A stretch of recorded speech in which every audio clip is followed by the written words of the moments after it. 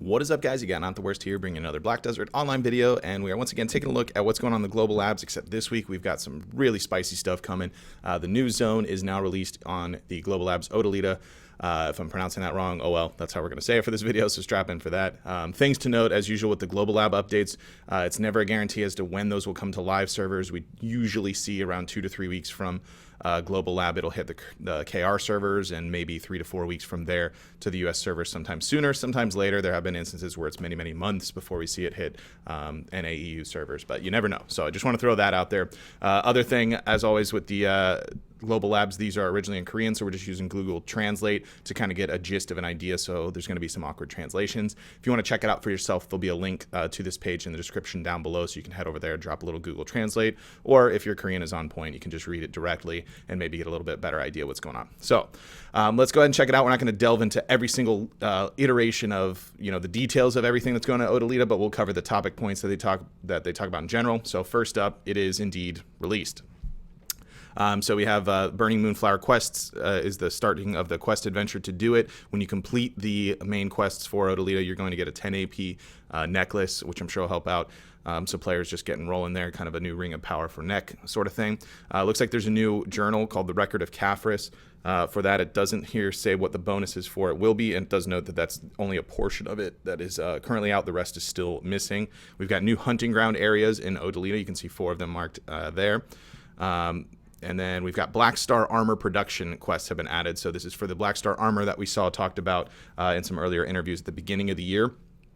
Just to note of that, it does look like they're going to need remnants of the Rift to create them. So I haven't logged in yet today, but I can imagine the remnants of the Rift are probably skyrocketing in price right this second because they don't drop all that often. I do still have 4 of them myself just from doing Rift bosses every so often. And also, this being the case, I can now see why they maybe decided to reduce the Rift bosses at least temporarily. It looks like they want to make this a little more difficult to obtain than out of the gate because tons of people had remnants of the Rift just chilling. So they're definitely going to be very valuable when this first comes out, much like when we first saw Black Star weapons get released. We have a new Armor of the God that has been added. Can be obtained by combining existing or new items, and there are a variety of ways to combine them. It looks like that's the only information we get on that for now, so we'll have to check that one out. We've got a new belt that can be obtained from Odalita that was added called Toro's Belt. Here's some big stuff here. Dandy and Dragon Slayer weapons have had crystal slots added to them so that you can add the Akrad's or Oluka's Awakening crystals that have been added to the game as well. So that's pretty interesting. Definitely a little power boost for base level stats as they are. We've got new furniture, which is okay. New fish that can be caught in Odalita. We've added a new collection that only lives in the Odalita region, which I believe they mean the ecology, some unique ecology for that. We have new elixirs that were added to it as well. Pension elixirs that can be crafted from ingredients from the Odalita region. Of course, we've got new foods to go along with that as well. Now, as far as character development here, the first thing to note, they mentioned that they are going to be adjusting the 100% hit rate skills for both PvE and PvP. They want the PvE to have a new experience for a sense of hunting and gear setting fun in the new areas. That one's a little weird for me to adjust it in PvE, but okay.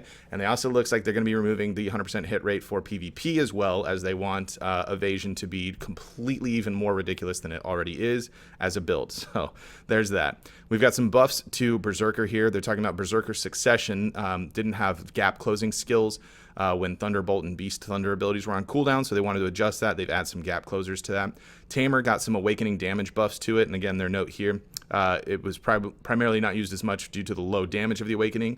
Therefore, we've adjusted the damage of all directions on some of the flow skills so that the awakening skill as well as the whip wielding skill also got a buff. Again, the translations are a little wonky, but there you go. So we got some damage buffs coming to awakening there. We've also got buffs to Awakening Valkyrie. Looks like giving it a more versatile approach to the opponent, engages. And then we've got some buffs here to number of hits, so sort of like damage and a critical strike to Lawn Succession. So it looks like they're still tweaking that. I'm happy just to see that they are continuing to stick with what they're saying, and they're going to keep looking at Awakening Succession and try and balance these things out as best as they can, one step at a time. So obviously if your class isn't listed here, I mean, they got to test what they got to test, give it some time, and they'll get there.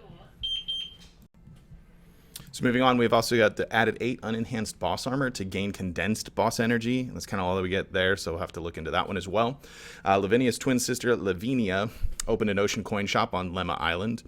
Some bargaining power has been reduced by 20% in some Margoria float areas. We've got vehicle updates, movement after seeing Papu or Sea Otter has been added and improved, and then we got UI updates for the Lakiaro hunting thing, hunting mini games, and then the server change as well. So there we have it. There's big stuff coming to the Global Lab, which means hopefully just around the corner we'll have some really big stuff coming to the live servers. I will definitely be streaming some of the Odalita content on the Global Lab this weekend. For sure. I'll bust out either the Guardian, the DK we put together on there and check out some of these new zones, maybe get a feel for this armor if we can take a look at that.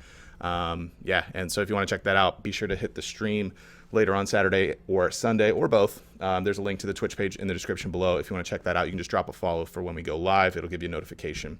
And if you haven't already, be sure to subscribe to the YouTube channel so you get notifications when new videos just like this go live as well. And be sure to like this video if you did enjoy it. With that said, that's going to be it for this one. I want to thank everybody for watching, and I will see you next time.